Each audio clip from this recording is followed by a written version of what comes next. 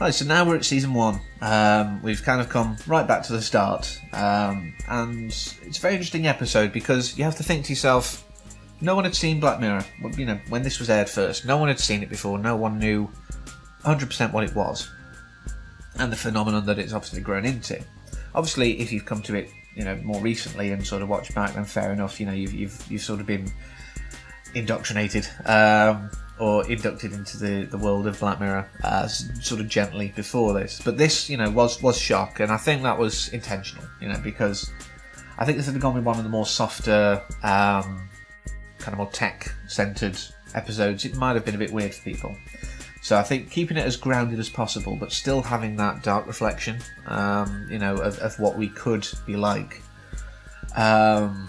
was a good move, you know, and getting people like Lindsay Duncan to perform another authoritative female role, which she does so well, getting Donald Sumter to be, you know, an elder statesman, which he does so well, you know, getting these people on board on the first episode and getting such a great lead to play Michael as well, you know, all of these things were great. Have something that's shocking but believable, that's not sort of all futuristic, with great actors. It's a good way to start. It's a good way to get people on board, and I applaud it. It's a very strange concept. The title always makes me think of a certain Radiohead bass line, and of course it sort of predicted Piggate in a way, but of course it was nowhere near as prescient as the Waldo moment was, I believe, with the Trump campaign.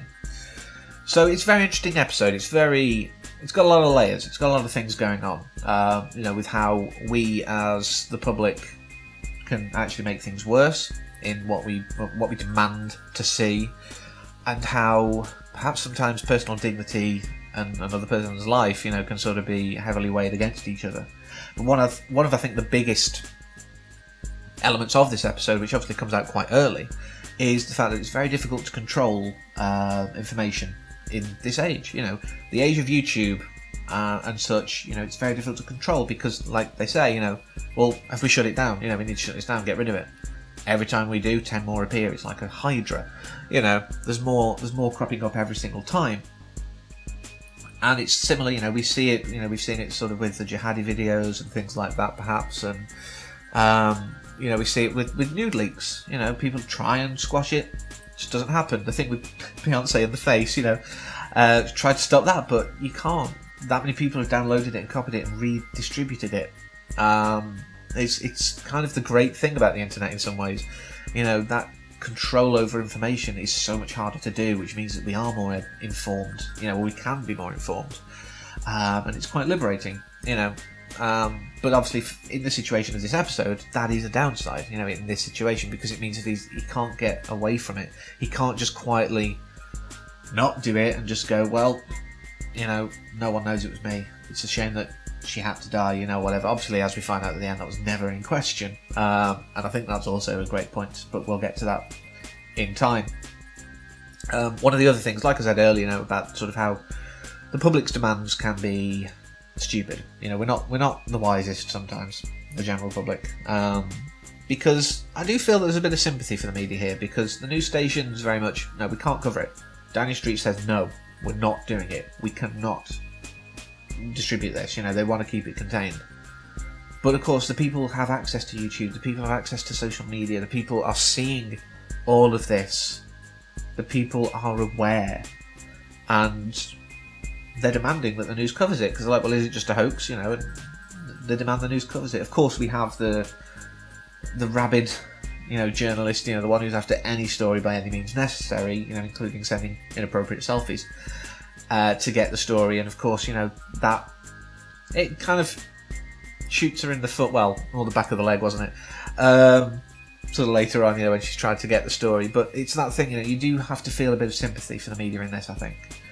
Now, an interesting part of the demands that were made in regards to the release of Princess Susanna, you know, were the fact that the effects that could have been used to do it, like, you know, sort of roving camera, you know, has to be done, like, you know, the idea that they were countering the idea of, you know, of using effects, because, I mean, even now, unless you've got, like, the budget for it, it's very difficult to do a roving camera CGI insert. You know, it's not straightforward. You've got to have a lot of budget and time and be able to pay someone who's got the talent to do that and the skill.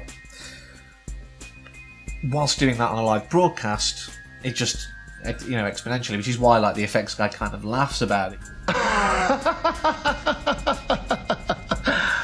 Can't happen.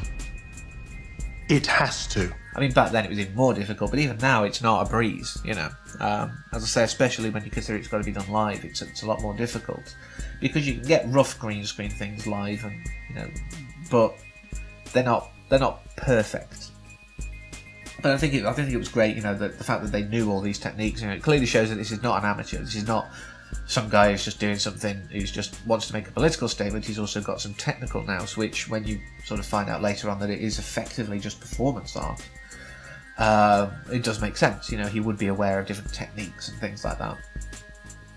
But I did find it quite telling throughout the episode, when, as the stories leak in and things like that, and obviously later on Twitter, when they're sort of laughing about it all, the public do like to see people in power or people, sort of public figures brought down a peg or 7. In this situation, I mean, you see on the Twitter thing, it's obviously really harrowing for his wife. Again, she does a great job, of her upset and her displeasure with it all, really. She's not, she doesn't want this to happen, but because she's his wife, she's just got to accept it. It's unfair, and I know life's not fair, etc., but it's not right that she should be dragged into it. And she is just by association. I do think that was quite telling, as I say. How the public are very quick to just make jokes about it. It made me feel quite bad to be a member of the public, to be honest. I'm just like, how could you be like that? But it does happen. And I think part of that is the fact that they are removed from it. It's not directly affecting you. It's not directly affecting me. It's not directly affecting anyone, really, apart from this Prime Minister. He's the one who's got to do it.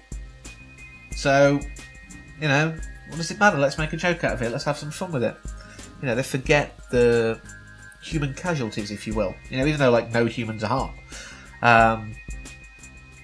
And like I said before, it's this thing, this demand for this unusual situation, for this grotesque situation almost. I mean, when you see, they finally realise, well, we're going to have to do it. There's no way around it. Crunch time. When they come to that point, you see everyone's kind of stood there, like, it's like car crash TV, as they call it. People are like, oh, I don't want to watch, but I can't not watch.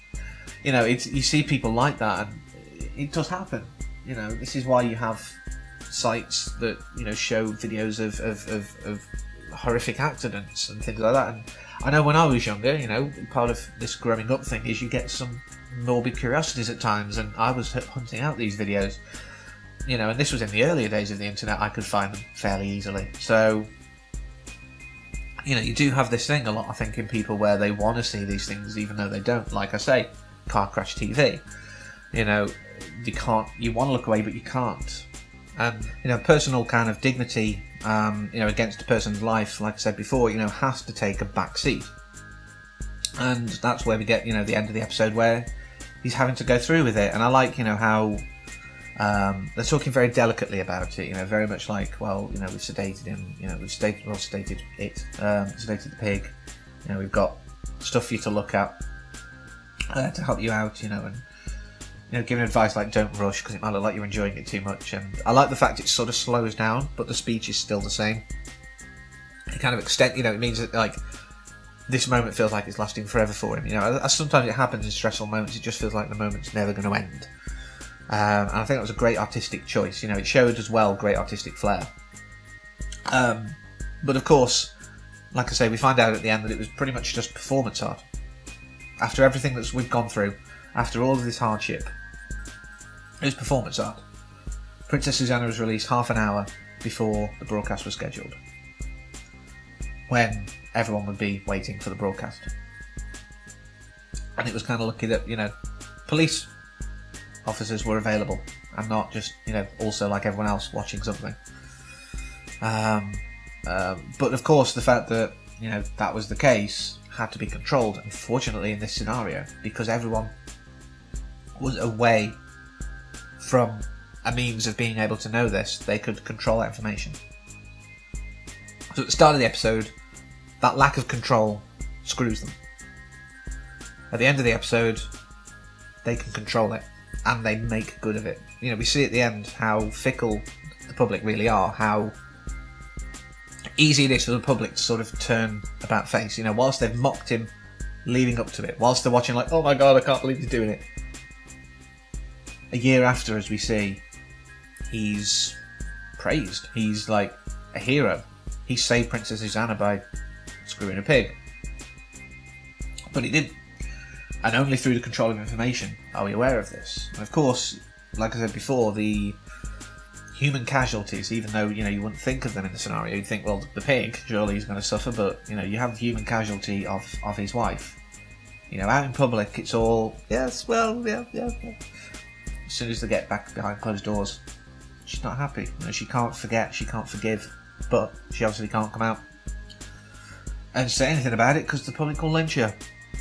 So, like I say, very unusual for Black Mirror in the sense that there was pretty much no new tech, no future tech. But I think it was a good opener for the series, you know, for the series as a whole. I think it was a great way to kind of say nothing is out of bounds for us. And like I said, I do appreciate the fact that there was a sort of sympathy for the press. You know, the fact that they only give the public what the public want. So maybe they're not the problem. You know, we've seen it recently with the fake news debacle, that people want a certain thing and the press, as a business, is going to provide it to continue doing business. They're not going to just churn out what they always do, which no one's reading. That's stupid, that's counterproductive. So maybe this episode's telling us that we don't need to look externally so much, but we need to perhaps look internally at how we shape the world. So until next time, as always, take care.